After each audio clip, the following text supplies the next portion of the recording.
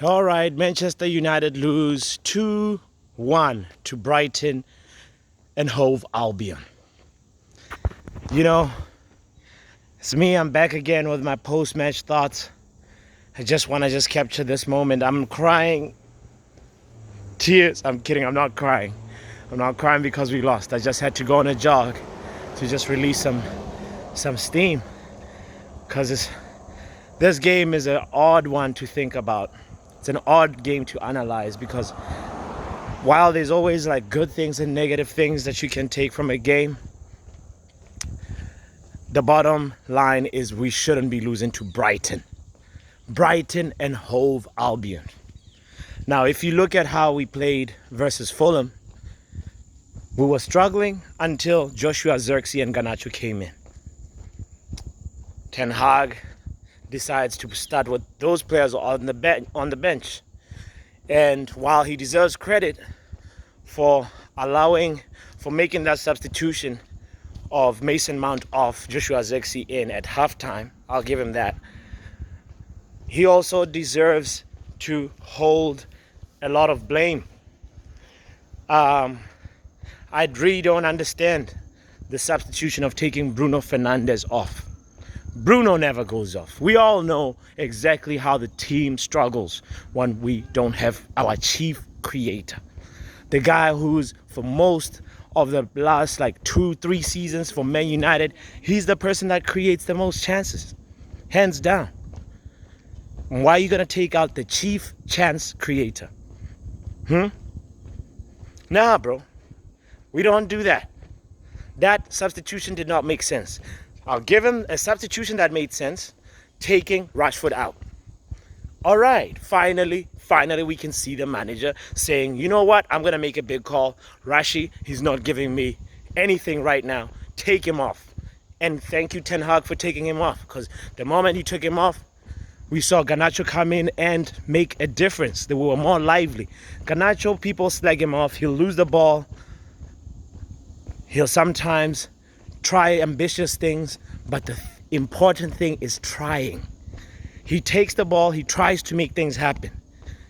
And if you look at that situation, how the game went, really, I'm starting to think some decisions held us back, some decisions pushed us forward, And at the end of the day, that game should have been won. We should have at least, if we couldn't win, we should have, ended it with a draw.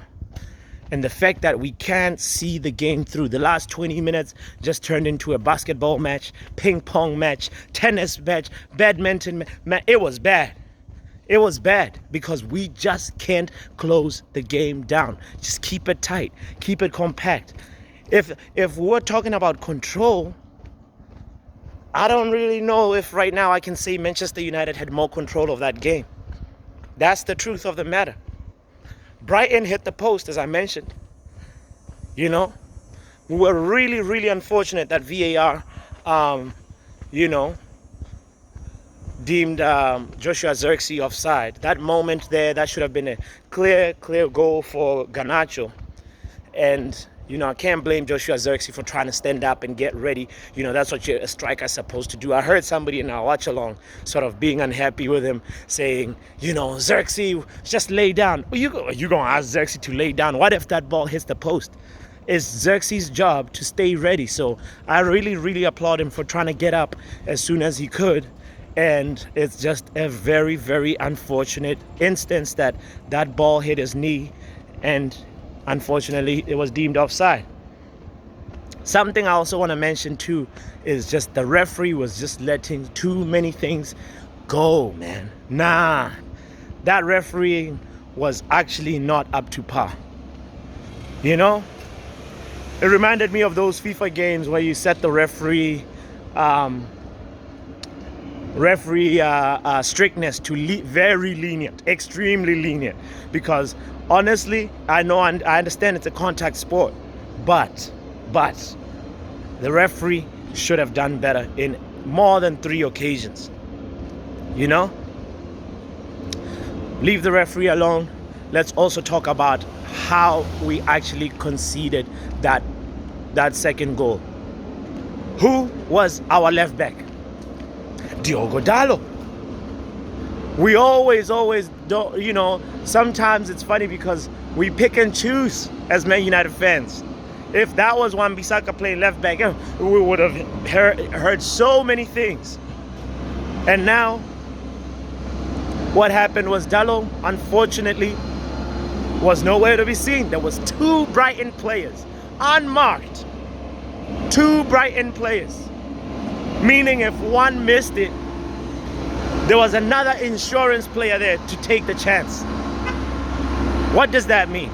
The defensive structure was all just freestyle. That last 20 minutes, 15 minutes of the game, we were just freestyling everything, Defensively, we didn't know what we're doing. As I said, offensively, still clueless, because without Bruno, we've seen matches where the few times that Bruno was on the bench, Manchester United struggles to create. Now, it also doesn't make sense that we take Mason Mount off, who, I don't know. If I had to sit down and try and find a way to justify the Bruno Fernandes substitution, the only way I can think of it right now is putting a player like Mason Mount on for Bruno. But of course, Mount was taken off at halftime. So why take out Bruno? There was a clear drop-off in energy levels, in creation levels, in even just danger levels that we can create for the opponent. In a basketball game, who's the best player to ping passes? Who, Ten Hag? Bruno Fernandes. So you do not take out Bruno. Fair and square. That one, I'm still trying to wrap my head around it. And then you put in also Scott McTominay. What are we doing now? Scott, isn't he supposed to be going to Napoli? Are we trying to injure him so he stays? Nah. I was not happy with a couple of those decisions, and I just want to say, all in all, it's just game 2. I'm not by any means shouting Ten Hag out, not at all, but I'm just sort of calling out some of the decision making that for me I did not agree with, and I also mentioned some that I agree with. So these are my post-match thoughts. Where do we go from here? I don't have a lot of confidence for Liverpool, but Man United, we lose the games that we should be winning, and then win the games that we could be losing. That's how it goes. Seems like it's gonna be another long season, at least right now. The question I'm asking is, where are we going, Ten Hag? Show us the way, because Ineos has been trying to put us on an upward trajectory, and I do not know what trajectory Erik Ten Hag is on right now. Anyway, congratulations to Brighton too. They deserve to be given the respect. They deserve to be given the dignity, because they also did really incredibly well. So big shout out to Brighton and the new manager, 31-year-old bloke. He just took Ten Hag to the ropes on his first home game. Incredible. Anyway, don't forget to like, share, and subscribe. I'm out of here. Peace.